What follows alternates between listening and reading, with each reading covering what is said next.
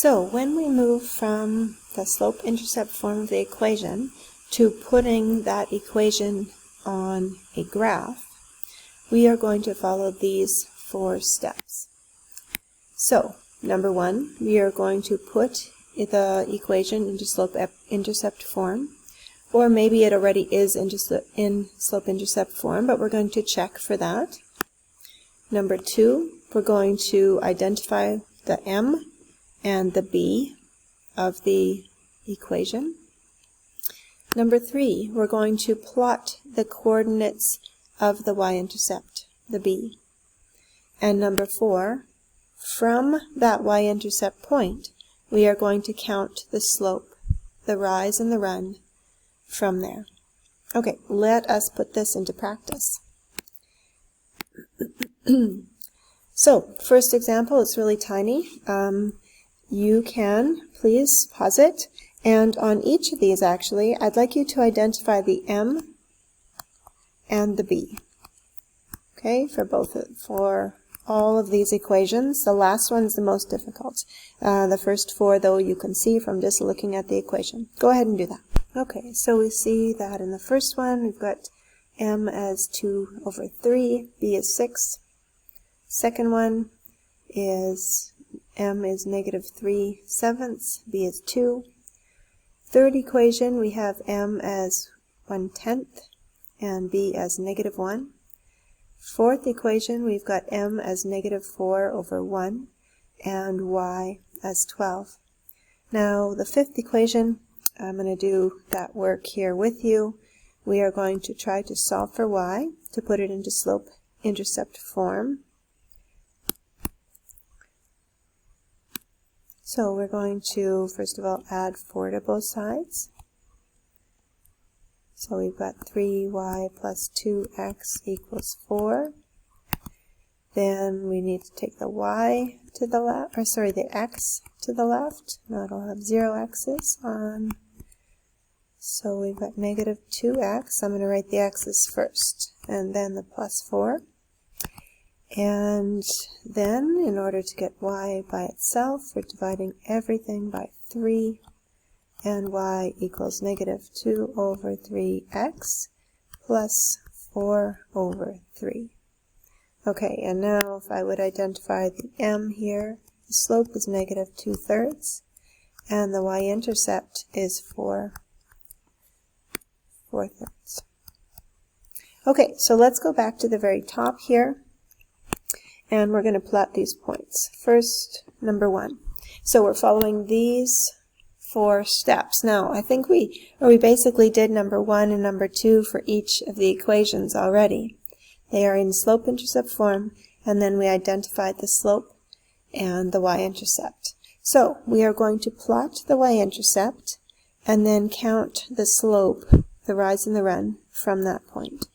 So if I'm looking at equation number 1, the y-intercept is 6.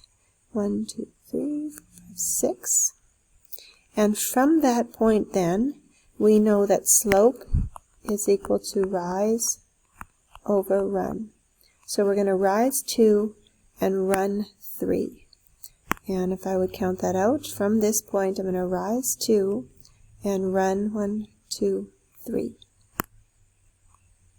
Right here. Okay, and then I'm going to join those 2 points with a line. Oopsie. And it should be a straight line. Please use your straight edge. And it should extend past those 2 points and go through those 2 points. And this line should also have arrows at both ends. Okay, there's the red graph. Okay, let's go ahead now and do line number 2. So we're going to plot the b, 1, 2, on the y-axis, and then from that spot we're going to go down 3, so it has a rise of negative 3, 1, 2, 3, and then run a positive 7.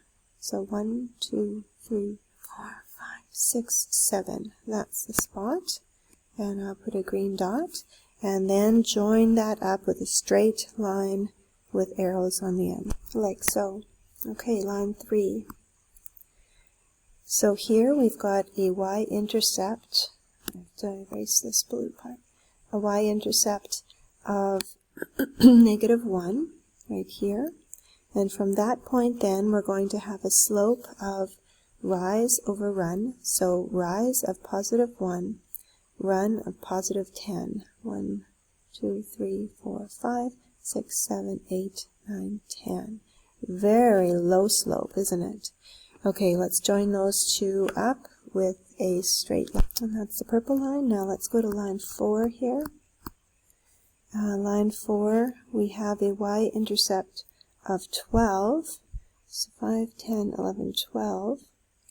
And a slope of -4 over 1. So -4, we're going to rise -4 and a run of 1. Right there. We will join those 2 points up with a straight line. And lastly, our 5th line here, we've got a b of 4/3. So 4 over 3, that would be 1 1/3, and that's positive, so about right there. And from there, we are going to rise a -2 and run +3. So we're rising a -2, 1, 2, and run a +3. 1, 2, 3.